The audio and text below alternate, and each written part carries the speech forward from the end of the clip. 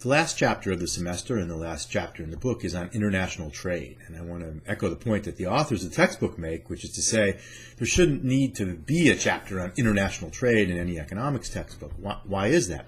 Well, international trade is no different than any other kind of trade. That the same principles that we talk about when we talk about trade between individuals or trade between households and firms applies when we talk about trade between countries. In fact, and I think the more important point, trade between countries really is just trade between individuals or households or firms. When we say things like the U.S. trades with China or the U.S. trades with Canada or Germany or whatever, we're really not talking about countries trading with each other. We're talking about people who live in those countries trading with each other.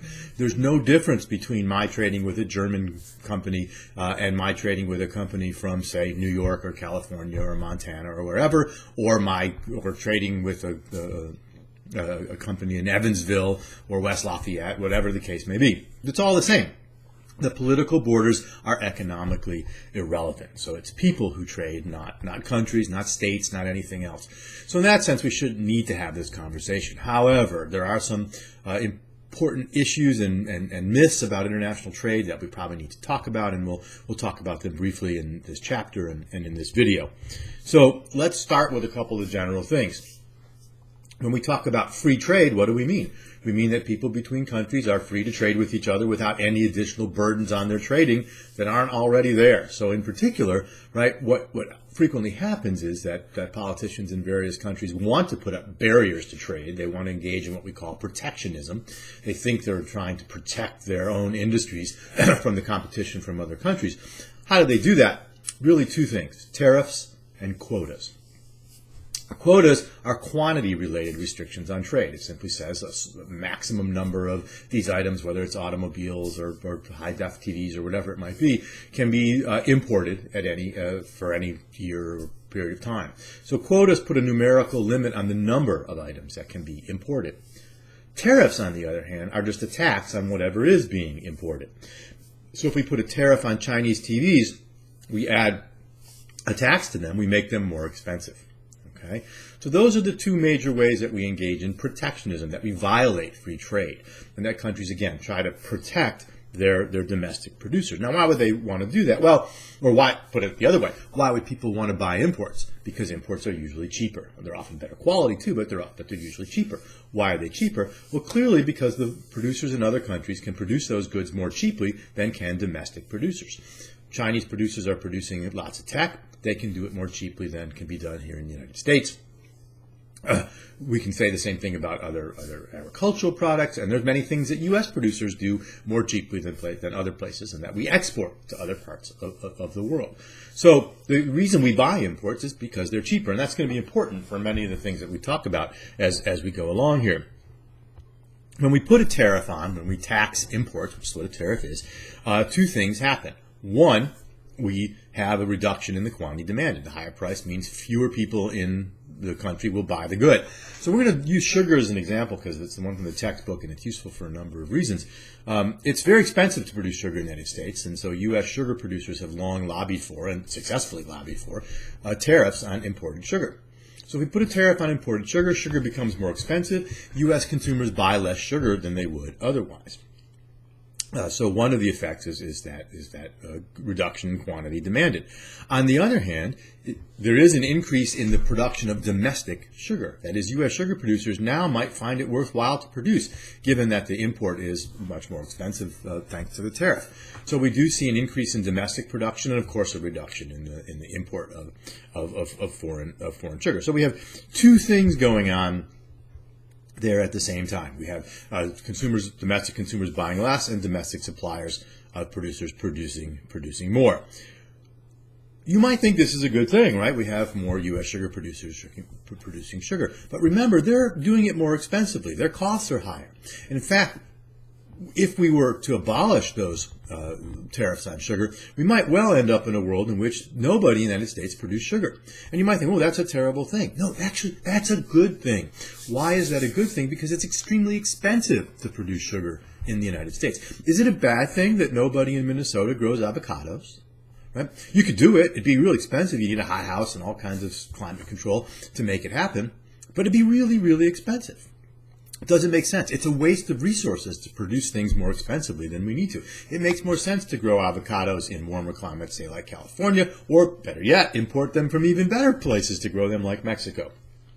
So not having any U.S. sugar producers is not a bad thing. It's a good thing. And artificially supporting them is, again, a waste of resources.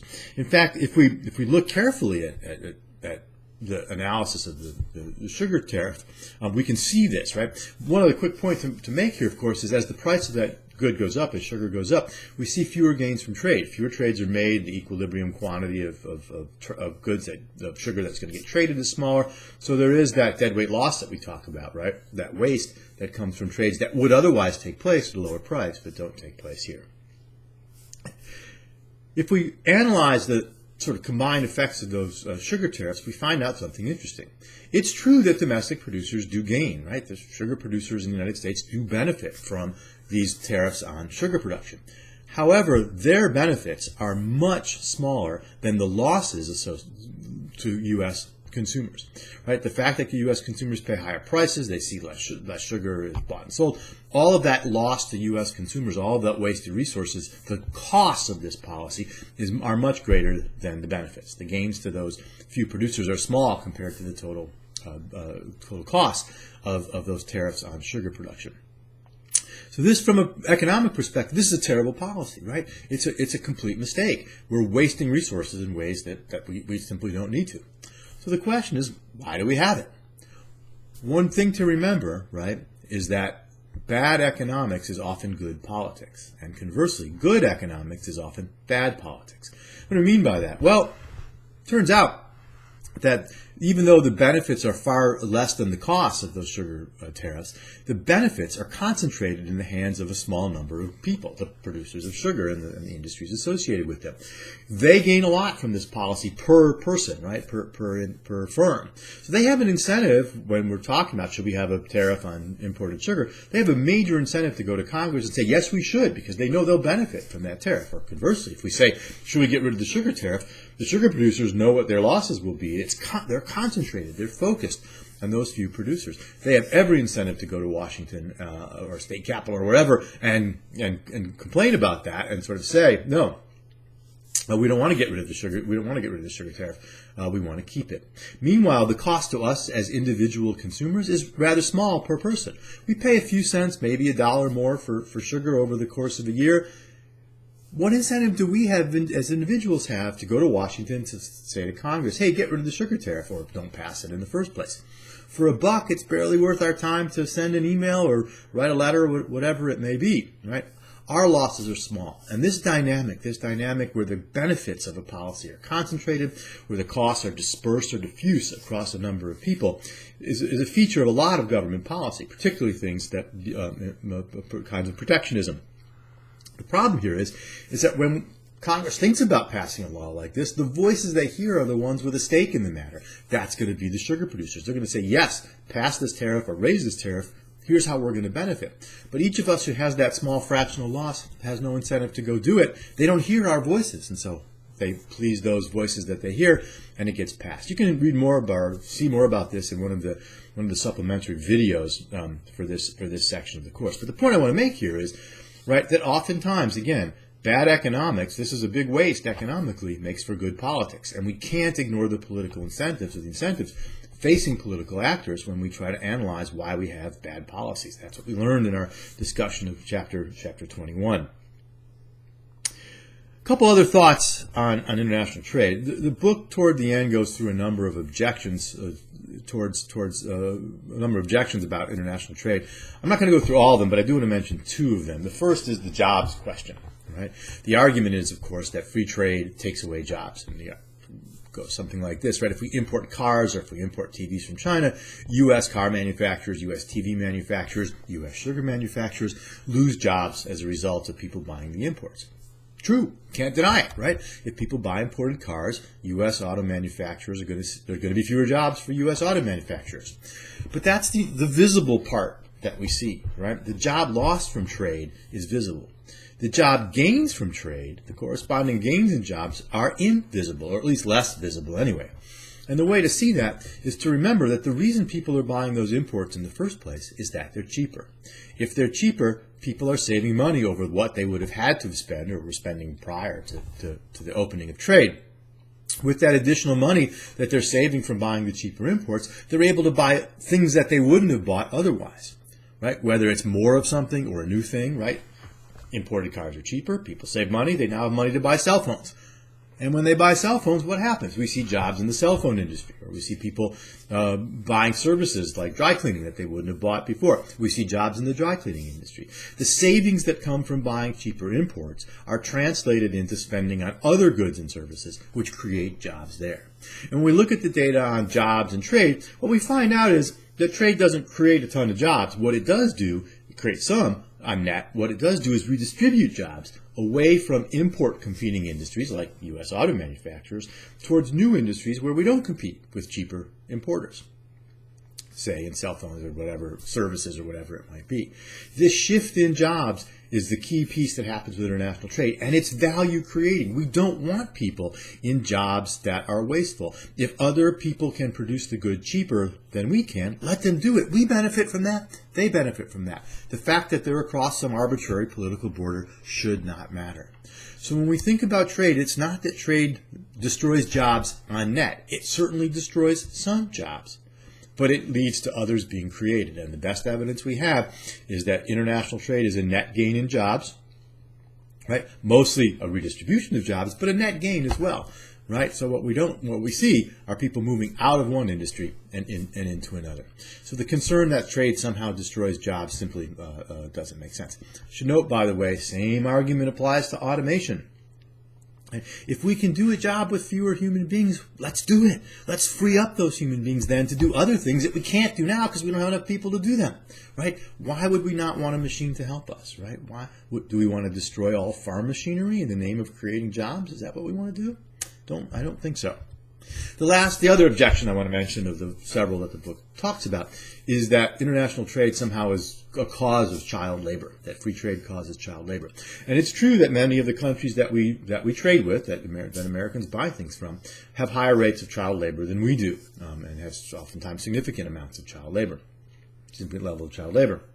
The thing to understand, though, it's not trade that causes child labor. It's poverty that causes child labor. Kids work when people are poor. When adults can't make enough income to survive and to make it possible for their kids to have a better life than they do, kids go to work. And it's important to understand that child labor is not sort of a new thing that happened when capitalism and trade came around. Child labor has been with us forever. We just don't think of it that way because it mostly took place on farms. Kids have always worked. Right? In fact, if anything has led to the reduction in child labor, and frankly its near elimination in Western countries, it's capitalism and markets and the wealth that they produced. Right? When it became possible for adults to make a living to support their family with their own income, mom and dad, and then dad, and eventually mom and dad again, right?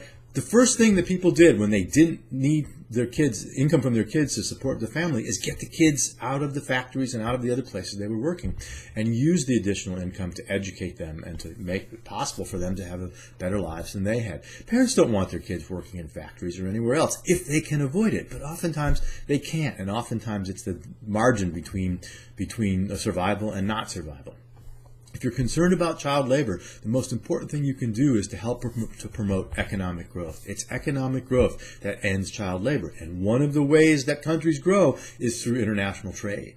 Okay? The more that countries trade, the more growth that they tend to see, all other things equal, and that will help eliminate child labor. So if you're concerned about child labor, remember, the problem here is not trade, the problem is poverty. You want to eliminate child labor? Got to be serious about economic growth. And notice, this goes back to conversations we had in the chapters on growth. We don't care about growth for growth's sake. We don't care about growing the economy. We care about growth because it has these human benefits. When economies grow and progress, for example, we reduce child labor. That's a good thing, right? We're able to live longer, cure disease. All the things that we get from growth are why we care about growth, not growth for growth's sake. So that's an important point to remember here too. So again, there's a few things to think about with international trade, and one reason that I think it is important to talk about trade again are these issues of the relationship between trade and growth. And to the degree that countries, again, everything else equal, who trade more internationally grow faster, that means the more benefits for more people. Of course, countries can destroy that by having terrible domestic policies. But to the degree we hold that constant and simply say, is more trade, everything else equal, a good thing? Yeah, it is. And that's an important part of growth and macroeconomics. So again, it's unfortunate that we have to talk about international trade separately because, as hopefully you've seen, it's no different. But given that we do, it belongs certainly belongs in a conversation about macroeconomics and economic growth.